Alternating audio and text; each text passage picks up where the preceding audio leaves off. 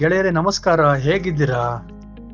ಎಲ್ಲರಿಗೂ ನಿಮ್ಮ ಕನ್ನಡಿ ಯೂಟ್ಯೂಬ್ ಚಾನೆಲ್ಗೆ ಮತ್ತೊಮ್ಮೆ ಸ್ವಾಗತ ಸುಸ್ವಾಗತ.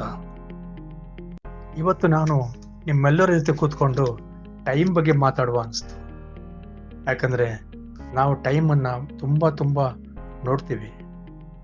ಯಾವುದೇ ಒಂದು ಕೆಲಸಕ್ಕೆ ಹೊರಡಬೇಕಾದ್ರೂ ಕೂಡ ಟೈಮ್ ನೋಡಿ ಹೊರಡ್ತೀವಿ. ಒಂದು ಮಗು ಹುಟ್ಟಬೇಕಾದ್ರೂ ಟೈಮನ್ನು ಮೆನ್ಷನ್ ಮಾಡ್ತೀವಿ. ಈ ಟೈಮಲ್ಲಿ ಒಂದು ಮಗು ಹುಟ್ಟಿದೆ ಅಂತೇಳಿ. ಒಂದು ಮನೆಯಲ್ಲಿ ಒಂದು ಒಳ್ಳೆ ಕಾರ್ಯ ನಡೆದಿದ್ರು ಅದನ್ನು ಮುಹೂರ್ತ ಫಿಕ್ಸ್ ಮಾಡ್ತೀವಿ, ಈ ಟೈಮಲ್ಲಿ ನಡೆಯಿತು ಅಂತ.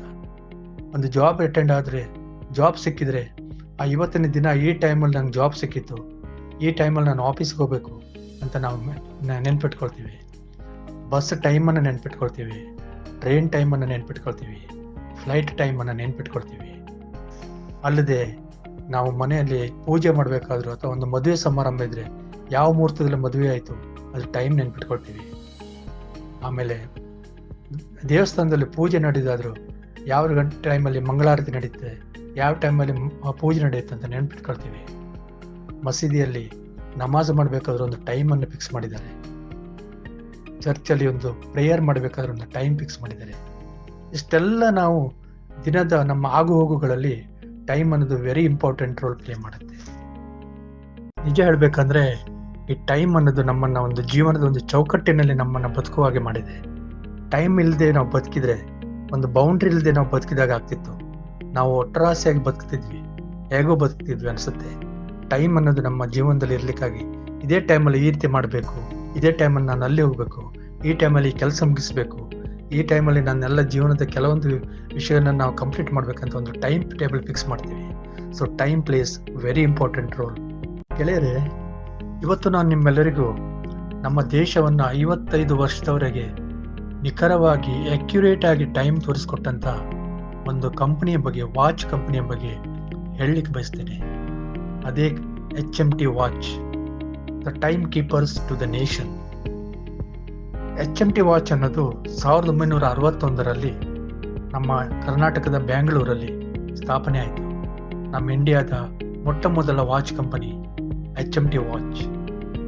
ಹಿಂದೂಸ್ತಾನ್ ಮಷೀನ್ ಟೂಲ್ಸ್ ಅಂತ ಹೆಸರಲ್ಲಿ ಪರಿಚಯವಾದಂಥ HMT ವಾಚಸ್ ನೆಕ್ಸ್ಟ್ 55 ವರ್ಷದವರೆಗೆ ನಮ್ಮ ದೇಶದ ಜನರಿಗೆ, ಜಗತ್ತಿನ ಜನರಿಗೆ ಕರೆಕ್ಟಾದ ಟೈಮನ್ನು ತೋರಿಸ್ಕೊಟ್ಟಿದೆ.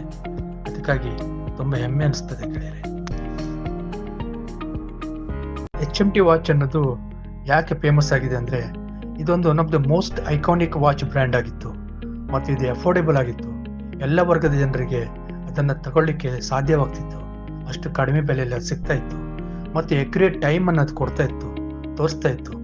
ಮತ್ತು ಅದರ ಡಿಸೈನ್ ಒಂದು ಅತ್ಯದ್ಭುತವಾದ ಡಿಸೈನ್, ವೆರಿ ಸಿಗ್ನಿಫಿಕೆಂಟ್ ಡಿಸೈನ್ ಆಗಿತ್ತು ಅದರಲ್ಲಿ.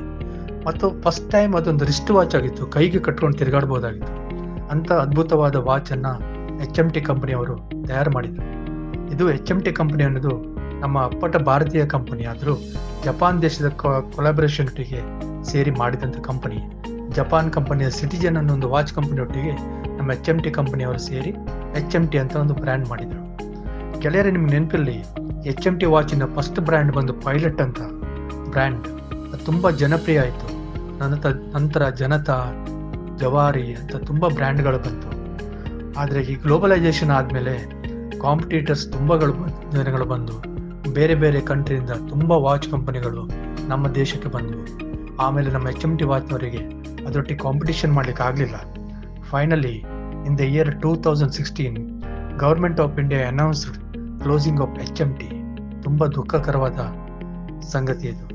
ಯಾಕಂದರೆ ನಮ್ಮ ದೇಶದ ಅತಿ ಉತ್ತಮವಾದ ವಾಚ್ ಕಂಪನಿ ಒಂದು ಹೇಳ ಹೆಸರಿಲ್ಲದೆ ಮರ್ತು ಹೋಗ್ಬಿಡ್ತು. ಅದು ನಮಗೆ HMT ಅನ್ನೋ ಬ್ರ್ಯಾಂಡ್ ಇವತ್ತು ಕೂಡ ನೆನಪಿದೆ. ಅದಕ್ಕೆ ನನಗೆ ತುಂಬ ಒಂಥರ ಖುಷಿಯಾಗುತ್ತದೆ, ಹೆಮ್ಮೆ ಅನಿಸ್ತದೆ. ಅದಕ್ಕಾಗಿ ಒಂದು ನಾವು ಕಮೆಂಟಲ್ಲಿ ನೀವು ಒಂದು ಕಮೆಂಟ್ ಮಾಡಿ, ಒಳ್ಳೆ ಕಮೆಂಟ್ ಮಾಡಿ. ಗೆಳೆಯರೇ, ನಾನೀಗ ಹೇಳಲಿಕ್ಕೆ ಹೊರಟಂಥ ವಿಷಯನ ದಯವಿಟ್ಟು ಕೇಳಿ. ಯಾಕಂದರೆ ನಮ್ಮ ಕೈಗೆ ಒಂದು ಸಣ್ಣ ಗಡಿಯಾರ ಬಂದು ನಮ್ಮನ್ನು ಒಂದು ಟೈಮನ್ನು ಹೇಗೆ ಮೇಂಟೈನ್ ಮಾಡೋದಂತ ತೋರಿಸ್ಕೊಡ್ತು. ಆದರೆ ನಮ್ಮ ಜೀವನದಲ್ಲಿ ಹೇಗೆ ನಾವು ಒಂದು ಇದೇ HMT ಗಡಿಯಾರನ ಕಟ್ಕೊಂಡು ಜೀವನವನ್ನು ಇನ್ನೂ ಅದ್ಭುತವಾಗಿ ಮಾಡ್ಬೋದಂತ ನನ್ನ ತಲೆ ಬಂದಂಥ ಆಲೋಚನೆಯನ್ನು ನಿಮ್ಗೆ ಹೇಳ್ತಾ ಇದ್ದೇನೆ. ನಾನು ಕೊಡುವಂಥ HMT ವಾಚ್ ಇದು ಒಂದು ಅದ್ಭುತ ವಾಚ್. ಇದನ್ನು ನೀವು ಕಟ್ಕೊಂಡ್ರೆ ನಿಮ್ಮ ಲೈಫಲ್ಲಿ ಸಕ್ಸಸ್ ಆಗ್ತೀರಾ.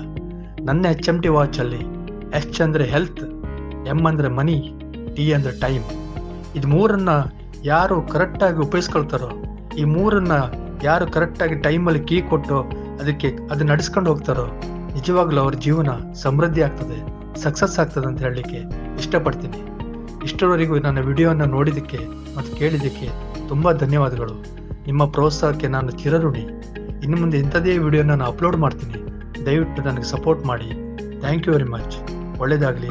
ಜೈ ಹಿಂದ್.